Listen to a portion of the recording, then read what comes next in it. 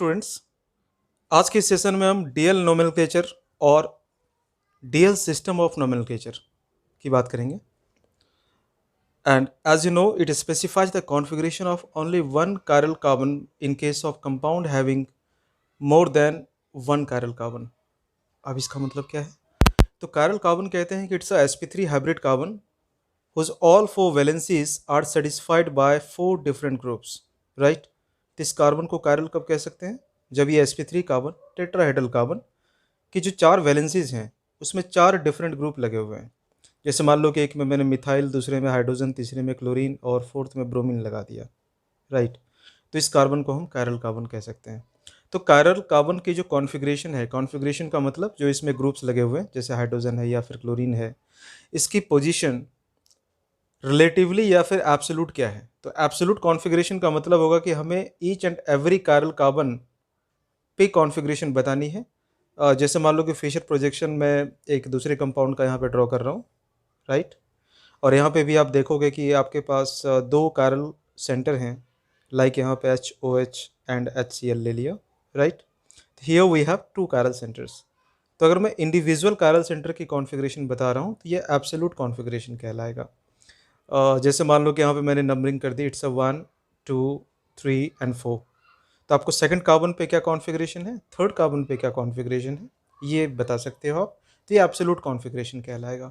लेकिन relative configuration का मतलब क्या है कि हमें एक ऐसे मॉलिक्यूल में कॉन्फ़िगरेशन बतानी है जिसमें एक से ज़्यादा कायरल सेंटर प्रेजेंट है। तो इसको मैं दोबारा पढ़ देता हूँ। It's specifies the configuration of only one chiral carbon in case of compounds having more than one chiral carbon.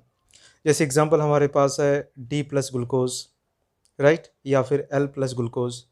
तो D प्लस ग्लूकोज का यहाँ पे क्या मतलब होगा? इसका मतलब होगा कि ग्लूकोज के स्ट्रक्चर में, मैं ग्लूकोज का स्ट्रक्चर यहाँ पे बनाता हूँ। CHO है, CH2OH और चार कायरल सेंटर यहाँ पर हैं, चार कायरल कार्बन यहाँ पर हैं। तो हमें फार्देस्ट कायरल कार्बन की बात करनी है। फार्देस्ट कायरल कार्बन कौन सा होगा? तो फिफ्थ कार्बन आप कह सकते हो। जैसे इट्स अ 1 2 3 4 एंड फिफ्थ। तो जो फिफ्थ कायरल कार्बन है ये फार्देस्ट कार्बन है मेन फंक्शनल ग्रुप एल्डिहाइड से, सबसे दूर वाला, राइट? क्योंकि सिक्स्थ कार्बन कायरल नहीं है, इसकी दो वैलेंसी में दो हाइड्रोजन लगे हुए हैं, यानी कि कॉमन ग्रुप लगा हुआ है।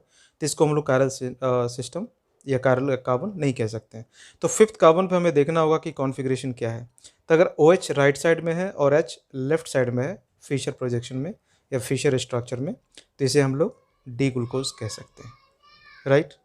तो इसके लिए हमें रिमेनिंग ग्रुप जो हमारे पास है OH OH OH and H, इनकी पोजीशन को भी बताना होगा। लेकिन जब आप डी एंड एल कॉन्फ़िगरेशन करोगे तो आपको सिर्फ जो फार्देस्ट कायरल कार्बन होगा मेन फंक्शनल ग्रुप से, सिर्फ उसकी कॉन्फ़िगरेशन को देख के बता देना है। तो शुगर के केस में, कार्बोहाइड्रेट के केस में शुगर्स क्या होते हैं? तो those carbohydrates particularly monosaccharides and disaccharides which are sweeter in taste, उसको हम लोग कहते हैं शुगर। तो शुगर के केस में हम लोग यहाँ पे कॉन्फ़िगरेशन कैसा बताते हैं? DNL कॉन्फ़िगरेशन बताते हैं, ठीक है? तो यहाँ पे नोट करने वाली बात ये होगी कि if OH group is on the left side at the bottom chiral carbon, फिर से मैं कह रहा हूँ आपसे, फार्देस्ट कार्बन या bottom chiral carbon. Bottom carbon तो ये है CH2OH वाला सिक्स्थ कार्बन, इसकी बात नहीं करनी है, बॉटम कायरल कार्बन की बात करनी है। उस पर अगर OH ग्रुप लेफ्ट साइड में है तो स्ट्रक्चर जो है आपका L कहलाएगा, L से डेजिग्नेट होगा। और अगर राइट साइड में है तो वो D से डेजिग्नेट होगा। तो एक और मैं एग्जांपल देता हूँ। मान लो कि हमने ग्लिसरॉल्डिहाइड का एग्जांपल ले लिया, राइट? तो यहाँ पे एक ग्रुप है आपके पास CHO, then CH2OH and OH and H, right? तो इसमें आप देख रहे हो कि एक ही कायरल कार्बन प्रेजेंट है, राइट? तो इस पे हमें देखना होगा कि OH राइट साइड में प्रेजेंट है या लेफ्ट साइड में प्रेजेंट है। राइट साइड में प्रेजेंट है तो इसको डी ग्लिसरॉल्डिहाइड कह देंगे, डी ग्लिसरॉल्डिहाइड कह देंगे, राइट?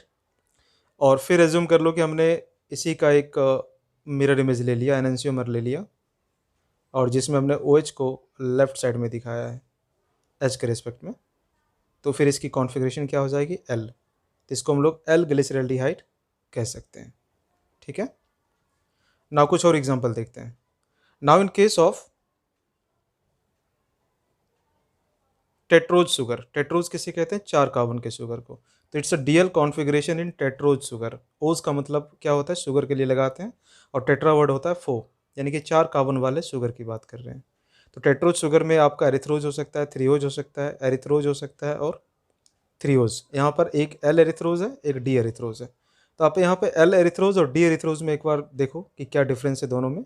तो डी एरिथ्रोज में फार्देस्ट कायरल कार्बन पे OH राइट साइड में है, और एल एरिथ्रोज में लेफ्ट साइड में है, राइट। फिर आप डी थ्रियोज में देखोगे तो फार्देस्ट कायरल कार्बन पे H राइट साइड में है, और एल एरिथ्रोज में, इस वाले में, OH ग्रुप लेफ्ट साइड में प्रेजेंट है, ठीक है। तो इसके अकॉर्डिंग हमने एरिथ्रोज को डी और एल से डेजिग्नेट किया। तो सिमिलरली अगर हम बात करते हैं थ्रियोज की, तो डी थ्रियोज क्या होगा? जिसमें OH राइट साइड में हो, फार्देस्ट कायरल कार्बन पे। यहाँ पे आप देख पा रहे हो कि सेकंड कार्बन पे OH ग्रुप लेफ्ट में है, उसकी बात हम नहीं कर रहे हैं। डीएल कॉन्फ़िगरेशन में हमें बॉटम वाले कायरल कार्बन की बात करनी पड़ती है फिशर स्ट्रक्चर में, ठीक है। तो डी थ्रियोज में OH राइट साइड में है, और एल थ्रियोज में OH लेफ्ट साइड में। समझ में आ गया होगा सबको? एक और एग्जाम्पल देख लेते हैं। मान लो कि ये अभी मैंने एग्जाम्पल दिया था, लेकिन फिर भी मैं चाहता हूँ कि आप इसका आंसर दो। तो फर्स्ट स्ट्रक्चर में कॉन्फ़िगरेशन क्या होगा? डी एल, ठीक है। एक ही कार्बन है कायरल, OH राइट साइड में है, तो क्या कहना चाहिए इसे? डी कहना चाहिए, ओके। सेकंड वाले में OH लेफ्ट साइड में है, क्या कहना चाहिए? एल कहना चाहिए। तो डी और एल की कॉन्फ़िगरेशन हम लोग किस तरह से देखेंगे? तो बॉटम कायरल सेंटर पे OH और H की पोजीशन को देख के बता सकते हैं। एक और एग्जांपल ले लेते हैं। सपोज आपके पास है CHO, राइट, देन CH2OH, और यहाँ पे मैं 3 कायरल सेंटर दिखा देता हूँ लाइक दिस। फर्स्ट वाले पे OH को राइट पे लिखा है, सेकंड कायरल सेंटर पे OH लेफ्ट में है, थर्ड वाले पे OH लेफ्ट में है। तो रिलेटिवली हाइड्रोजन की पोजीशन इस तरह से दिखा सकते हैं, ठीक है। तो इस पर्टिकुलर मॉलिक्यूल की कॉन्फ़िगरेशन क्या होगी? एनीबॉडी? तो फार्देस्ट कायरल कार्बन हमारा ये है, जिसको आप 1, 2, 3 and fourth, right, fourth carbon कह सकते हो। तो ये OH यहाँ पे लेफ्ट साइड में है, तो इसको एल शुगर कह देंगे, और ये पेंटोज शुगर होगा क्योंकि ये 5 कार्बन का शुगर है, ठीक है। तो आज के लेक्चर में इतना ही। आज हमने डीएल कॉन्फ़िगरेशन निकालना सीखा, और आरएस कॉन्फ़िगरेशन जब पढ़ेंगे तो उसमें आप देखोगे कि आरएस कॉन्फ़िगरेशन क्या है? एब्सोल्यूट कॉन्फ़िगरेशन है ना। लेकिन डीएल कॉन्फ़िगरेशन क्या होता है? रिलेटिव कॉन्फ़िगरेशन होता है। तो जिस किसी मॉलिक्यूल में एक से अधिक कायरल सेंटर हो, और हमें किसी एक कायरल सेंटर के अबाउट कॉन्फ़िगरेशन को देख के मॉलिक्यूल को डेजिग्नेट करना होता है, उसकी नेमिंग करनी होती है, उसे हम लोग डीएल कॉन्फ़िगरेशन से दिखा सकते हैं, ठीक है। क्लास को मैं यहीं पे कंक्लूड कर रहा हूँ। Thank you so much.